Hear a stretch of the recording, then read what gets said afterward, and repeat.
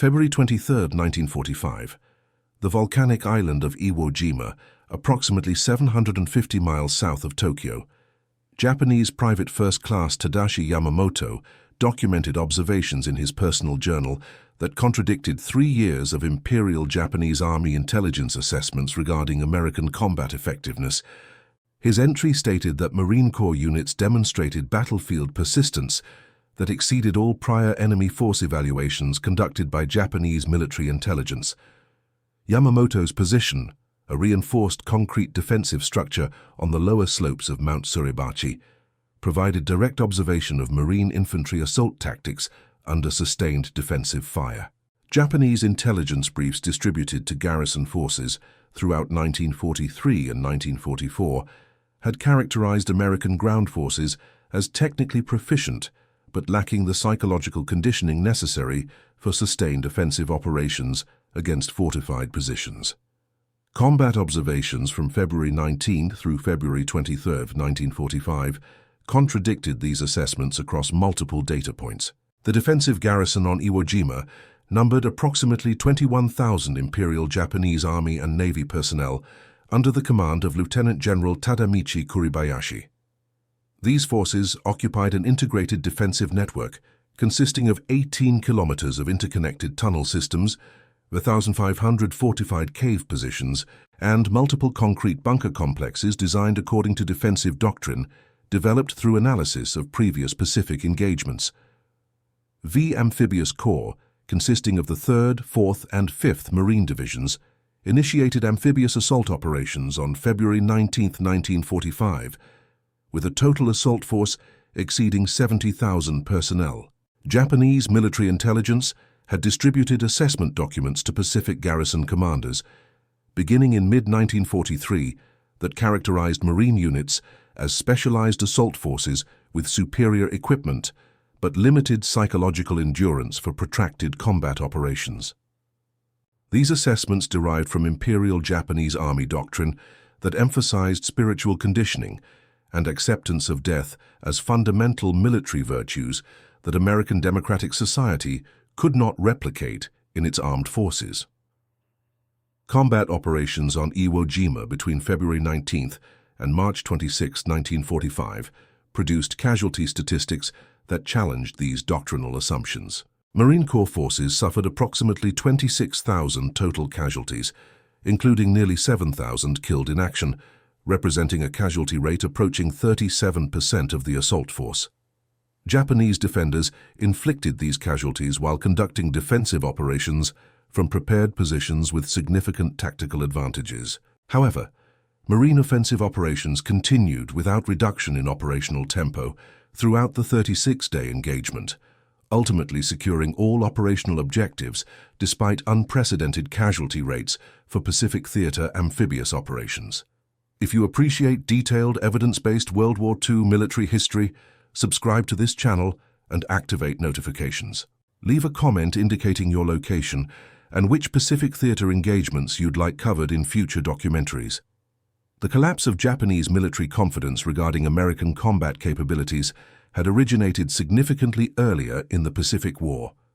August 7, 1942, marked the initiation of Operation Watchtower, the Allied amphibious assault on Guadalcanal in the Solomon Islands. This represented the first major offensive operation conducted by American forces in the Pacific Theater, and the first instance where Imperial Japanese Army forces would conduct sustained defensive operations against American ground units. Corporal Hideo Takahashi, a veteran of Imperial Japanese Army operations in mainland China, where Japanese forces had demonstrated consistent tactical superiority against Chinese nationalist forces, maintained a personal diary throughout the Guadalcanal campaign.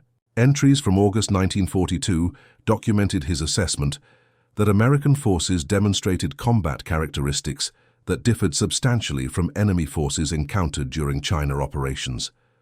Takahashi's diary, recovered by American intelligence personnel during operations in 1943, included specific observations regarding Marine Corps night combat capabilities. Imperial Japanese Army tactical doctrine emphasized night assault operations as a force multiplier that exploited superior training and psychological conditioning. Japanese forces had employed night assault tactics successfully against Chinese, British, and Dutch colonial forces throughout 1941 and early 1942. Marine defensive responses to Japanese night attacks on Guadalcanal contradicted expectations based on these previous engagements. The 1st Marine Division, commanded by Major General Alexander van der Grift, landed approximately 16,000 personnel on Guadalcanal and nearby Tulagi beginning August 7, 1942.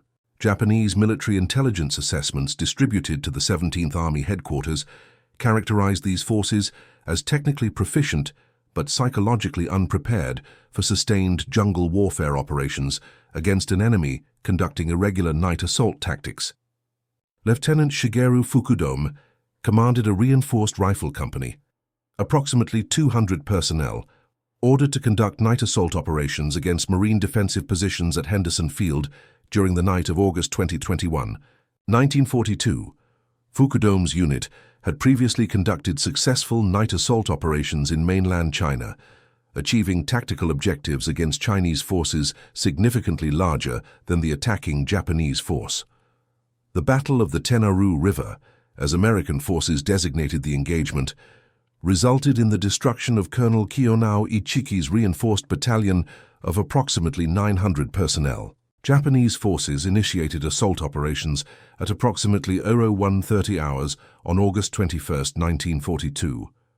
Marine defensive positions, established by elements of the 1st Marine Raider Battalion, incorporated pre-registered artillery coordinates and interlocking fields of automatic weapons fire.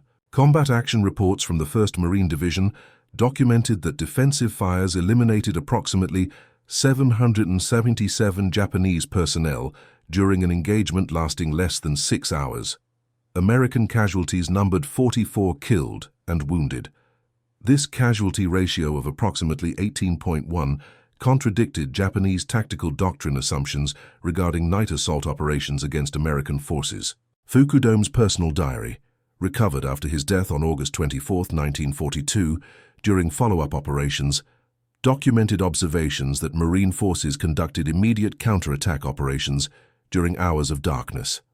Imperial Japanese Army doctrine assumed American forces lacked training and psychological conditioning for offensive night operations. Marine units demonstrated proficiency in night movement, fire coordination, and assault tactics that exceeded Japanese intelligence assessments. Sergeant Kenji Matsumoto, captured on Bougainville in February 1944, provided detailed testimony to American intelligence personnel regarding Japanese military assessments of Marine Corps training methods. These interrogation transcripts, declassified in subsequent decades, revealed that Japanese military intelligence had conducted systematic analysis of captured Marine personnel and recovered training documentation. Imperial Japanese Army training doctrine emphasized psychological conditioning through systematic deprivation, physical hardship, and ideological indoctrination, emphasizing death before dishonor. Intelligence assessments from 1943 indicated Japanese military analysts recognized that Marine Corps recruit training incorporated comparable psychological conditioning methods while adding superior technical training and equipment familiarization. Marine Corps recruit training at locations including Marine Corps Recruit Depot Paris Island and Marine Corps Recruit Depot San Diego consisted of an 8-week program designed to transform civilian recruits into infantry-qualified Marines. Japanese intelligence documents recovered on Saipan in 1944 included translated summaries of Marine training methodology obtained through interrogation of captured personnel. These documents acknowledged that Marine recruit training incorporated systematic psychological stress, physical conditioning exceeding Japanese Army basic training standards, and marksmanship qualification requirements that produced infantry personnel with superior individual shooting proficiency compared to Imperial Japanese Army riflemen. The analysis noted that Marine training produced personnel psychologically conditioned to continue offensive operations despite casualties, similar to Japanese Army spiritual training, while providing technical proficiency advantages through access to superior training facilities and equipment. November 20, 1943. Baitio Island, Tarawa Atoll, Gilbert Islands Rear Admiral Keiji Shibasaki commanded approximately 4,500 Japanese naval infantry and construction personnel occupying fortifications that Japanese naval engineers considered among the most formidable defensive works constructed in the Pacific theater. Shibasaki had reportedly stated that American forces could not take Tarawa with 1,000,000 men in 100 years. The 2nd Marine Division, commanded by Major General Julian C. Smith, initiated amphibious assault operations against Betio Island at 0900 hours on November 20, 1943. Naval gunfire preparation had commenced 3 hours prior, delivering approximately 3,000 tons of high-explosive shells against Japanese defensive positions covering an island measuring approximately 3.5 kilometers in length and 800 meters at maximum width. Japanese defensive positions incorporated coconut log and coral concrete bunkers designed to withstand naval bombardment, obstacles including barbed wire and coral barriers extending 500 meters offshore, and interconnected defensive positions providing interlocking fields of fire across all approach routes. Shibasaki's defensive plan anticipated that the combination of offshore obstacles, fortified positions, and Japanese naval infantry would inflict casualties sufficient to halt the American assault. Operations on Betio continued for 76 hours, concluding on November 23, 1943. American forces suffered approximately 3,400 casualties, including more than 1,000 killed in action. Japanese defensive forces fought nearly to annihilation, with only 17 Japanese personnel captured, most of whom were construction workers rather than combat troops. The casualty rate for marine assault forces exceeded 18% killed and 36% total casualties, representing one of the highest casualty rates for any American amphibious operation in the Pacific War. Private First Class Tadashi Ogawa, one of the few Japanese survivors, provided testimony to American intelligence that documented his observations of marine assault tactics. His interrogation transcript recorded that, despite catastrophic casualties during initial landing waves, subsequent waves continued landing operations without hesitation. Marine units that suffered 50% casualties during beach landing operations reorganized and continued offensive operations toward assigned objectives within hours of landing. This operational persistence contradicted Japanese military doctrine that assumed American forces would halt offensive operations and consolidate positions after suffering such casualties. Marine units demonstrated organizational resilience that allowed continued offensive operations despite casualty rates that would have rendered Imperial Japanese Army units combat ineffective. Documents recovered during American operations on Saipan, Tinian, and Guam in summer 1944 included revised intelligence assessments distributed to garrison commanders throughout the Pacific. These assessments represented a fundamental revision of previous Japanese military evaluations of American Marine Corps capabilities. Their document captured on Tinian in July 1944 originated from Imperial Japanese Army General Staff Intelligence Section, characterized Marine units as shock assault forces demonstrating fanatical commitment to assigned objectives comparable to Imperial Japanese Army spiritual training while possessing superior firepower and logistical support. The assessment noted that Marine units refused withdrawal orders and conducted counterattack operations even when tactical circumstances favored defensive consolidation. The document included specific tactical guidance indicating that Japanese commanders should not expect Marine forces to behave according to conventional military logic regarding acceptable casualty rates. The assessment stated that Marine units maintained combat effectiveness until physically destroyed, with surviving personnel immediately reorganizing to continue operations rather than withdrawing to recover combat strength. Captain Yoshio Kobayashi, who survived combat operations on Guadalcanal and provided intelligence analysis to garrison forces preparing for subsequent operations, documented comparative assessments of American Army infantry units versus Marine Corps units. His analysis indicated that Army infantry conducted operations according to conventional military doctrine, emphasizing conservation of combat power and tactical flexibility. Marine units demonstrated aggressive forward momentum regardless of casualties or tactical circumstances, accepting casualty rates that conventional military doctrine would consider operationally unsustainable. Colonel Kunio Nakagawa commanded approximately 10,500 Japanese Army and Navy personnel defending Peleliu in the Palau Islands. American forces designated as 3 amphibious corps, consisting primarily of the 1st Marine Division, initiated assault operations on September 15, 1944. Nakagawa had studied previous Pacific engagements and developed defensive doctrine specifically designed to counter marine assault tactics. Japanese defensive strategy on Peleliu abandoned beach defense in favor of defense in depth, utilizing the island as coral ridge system.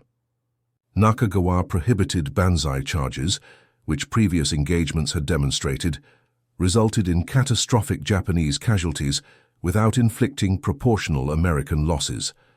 Instead, Japanese forces constructed interconnected defensive positions in the Umurbrogol ridges, terrain that American forces designated the Bloody Nose Ridge Complex.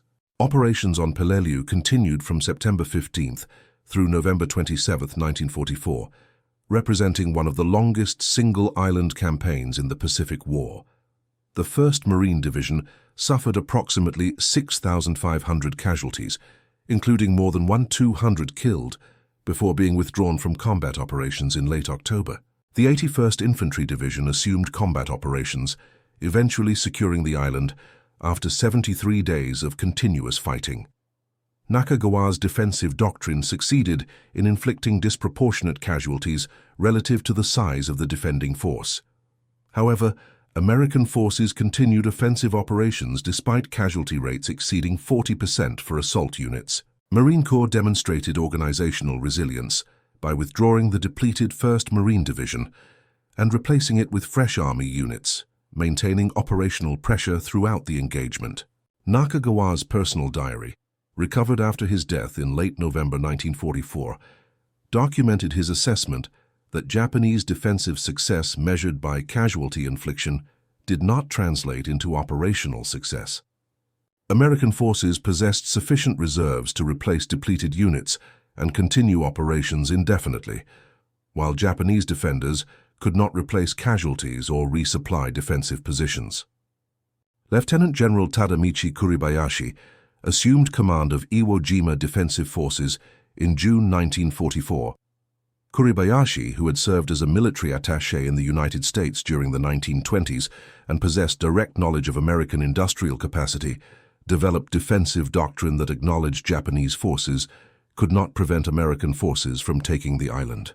His defensive plan aimed to maximize American casualties to such a degree that American political leadership might negotiate favorable surrender terms rather than conduct direct invasion of the Japanese home islands. Kuribayashi's defensive preparations on Iwo Jima represented the most sophisticated Japanese defensive engineering of the Pacific War.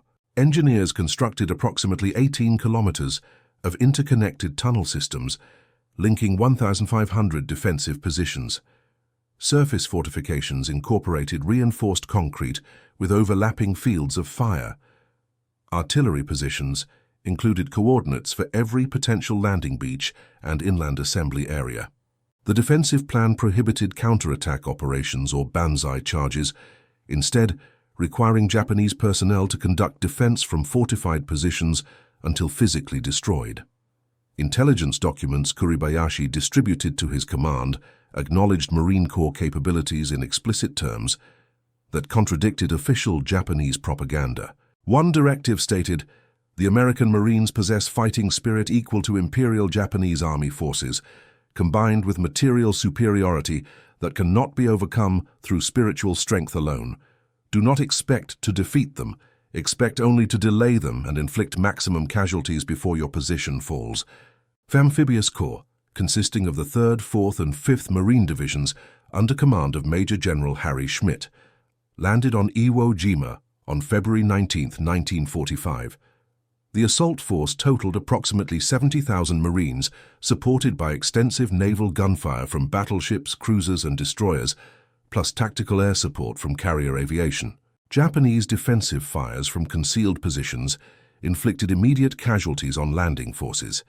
Within the first hour, Marine casualties exceeded 500 killed and wounded.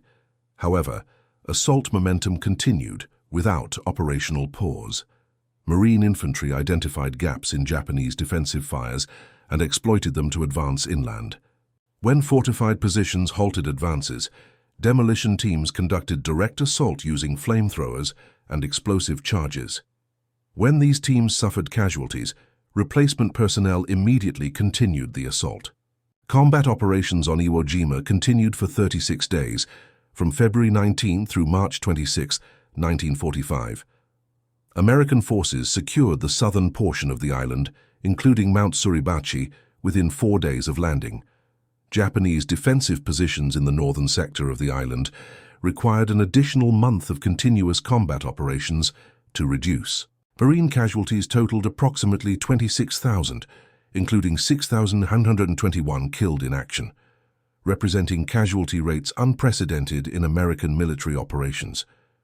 Every Marine infantry battalion committed to operations suffered casualty rates exceeding 50% over the course of the engagement. Japanese defensive forces fought with extraordinary determination from fortified positions that required direct assault to neutralize. American combined arms tactics incorporated naval gunfire, tactical air support, artillery, tank-mounted flamethrowers, and infantry assault teams. Individual defensive positions often required multiple assault attempts over several days before being secured. Private First Class Tadashi Yamamoto, whose diary entries document Japanese perceptions throughout the battle, recorded observations indicating that Marine personnel demonstrated combat persistence that exceeded Japanese expectations based on previous engagements.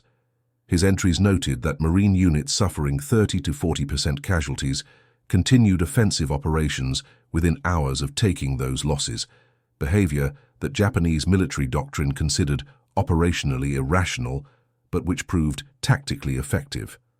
Japanese defenders inflicted approximately 26,000 American casualties while suffering nearly complete annihilation. Of approximately 21,000 Japanese defenders, only 1,083 survived to enter American captivity, most of whom were too severely wounded to continue resistance. This casualty ratio of approximately 1.1.2 represented the closest Japanese forces achieved to equality in Pacific War combat operations, yet resulted in complete American tactical victory and the fall of the island. Japanese military assessment, Marine Corps Logistics Pacific Theater, 1943-1945. Second Lieutenant Toshio Yamamoto, captured on Saipan in July 1944, provided detailed observations regarding American logistical operations during his interrogation. These observations documented the disparity between Japanese and American logistical capabilities that fundamentally determined campaign outcomes regardless of tactical performance. Yamamoto's testimony described American supply operations 3 days after the June 15, 1944, landing on Saipan. Japanese intelligence had anticipated that American forces would experience logistical strain and equipment shortages following an opposed amphibious landing. Instead, Yamamoto observed Marine units receiving hot meals prepared in field kitchens, ammunition resupply via truck transport, medical treatment from field hospitals with surgical capabilities, and rotation schedules that moved units off the front line for rest periods. These logistical capabilities contrasted sharply with Japanese defensive forces, who fought from fixed positions with initial ammunition and supply stocks that could not be replenished once combat operations commenced. Japanese wounded received minimal medical treatment due to lack of supplies and medical personnel. Food supplies consisted of rice and canned goods that diminished daily with no possibility of resupply. This logistical disparity meant that Japanese defensive effectiveness decreased over time as ammunition depleted, casualties mounted without replacement, and food supplies dwindled. American offensive capabilities increased over time as beachheads expanded, supply depots grew, casualties were evacuated and replaced, and fresh units rotated into combat operations. The longer an engagement continued, the more decisive American material advantages became. Second Lieutenant Saburo Endo, an artillery forward observer assigned to Japanese defensive forces on Saipan, maintained detailed diary entries documenting American combined arms tactics during the June-July 1944 campaign. His diary, recovered by American intelligence personnel, provided technical analysis of Marine Corps coordination between infantry, armor, artillery, naval gunfire, and tactical aviation. Endo's observations documented that Marine infantry advances received continuous supporting fires from multiple sources. When infantry encountered fortified positions, forward observers immediately called artillery fires that typically consisted of preparatory bombardments lasting 15 to 30 minutes. If artillery proved insufficient, naval gunfire from offshore destroyers or battleships delivered high explosive shells exceeding 14 inches in diameter directly onto Japanese positions. Tactical aircraft from carrier aviation provided close air support using bombs, rockets, and strafing runs against targets identified by ground forces. This fire support coordination occurred with response times measuring in minutes from initial contact to fire missions on target. Japanese defensive artillery, constrained by limited ammunition supplies and vulnerability to American counter-battery fires, could not provide comparable support to Japanese infantry. The result was systematic destruction of Japanese defensive positions through overwhelming firepower application before Marine infantry conducted final assault operations. Endo's diary included the assessment, Americans do not defeat fortified positions through courage or tactical innovation. They identify the position, apply overwhelming firepower until the position is destroyed, then occupy the destroyed position. Japanese defenders die in fortifications that are systematically obliterated. This is industrial warfare conducted without consideration for ammunition expenditure. Corporal Kenji Matsumoto, who survived combat operations on Guadalcanal and Bougainville before capture in February 1944, provided extensive testimony during post-war interrogations in 1946. His statements, preserved in American military intelligence archives, included comparative analysis of different American military units encountered during Pacific combat operations.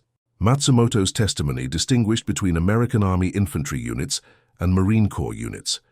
He characterized Army infantry tactics as methodical and conventional, emphasizing fire superiority and maneuver rather than aggressive forward momentum. Marine Corps tactics emphasized aggressive advance regardless of circumstances, accepting casualties that would cause Army units to halt and consolidate. This tactical difference, Matsumoto indicated, created different psychological impacts on Japanese defenders. Army units could be slowed through determined resistance and casualty infliction.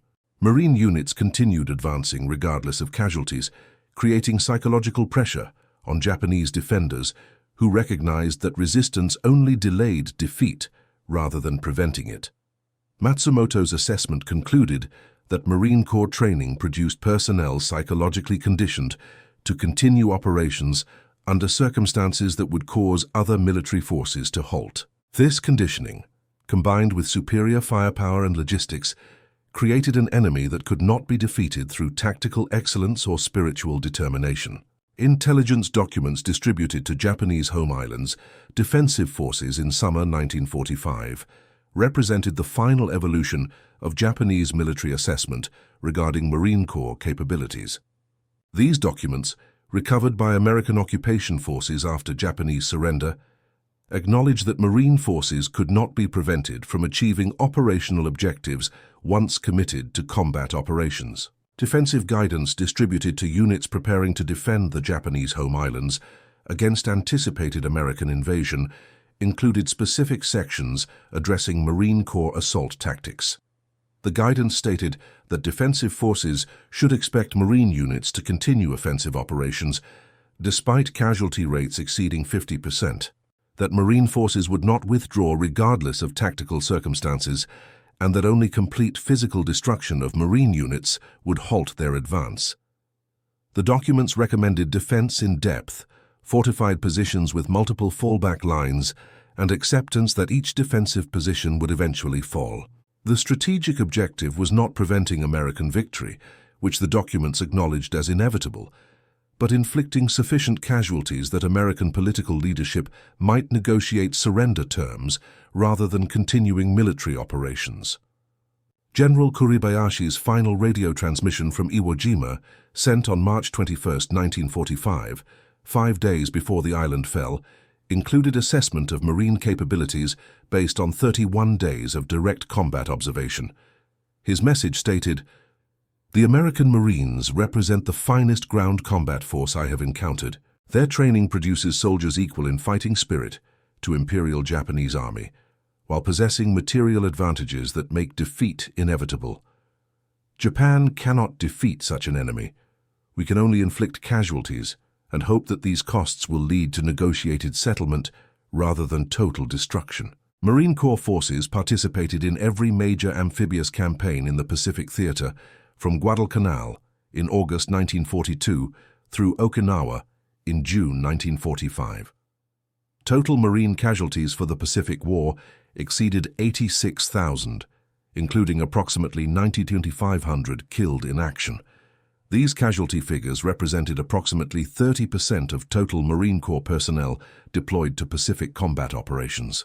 Despite these losses, Marine Corps units never failed to achieve assigned tactical objectives, never abandoned positions once secured, and maintained operational tempo throughout multi-month campaigns, despite battalion and regimental-level units suffering casualty rates that frequently exceeded 50%. Japanese military analysis of these statistics, documented in post-war interrogations and recovered intelligence documents, indicated that Japanese military planning had fundamentally misunderstood American willingness to accept casualties in pursuit of operational objectives. Japanese defensive strategy from 1944 onward assumed that inflicting sufficient casualties would cause American forces to halt operations and negotiate. Marine Corps operational performance demonstrated that American forces would accept virtually any casualty rate necessary to achieve strategic objectives. This willingness to accept casualties, combined with American industrial capacity to replace losses and sustain operations indefinitely, created an operational dynamic that Japanese forces could not counter through tactical excellence or defensive fortification.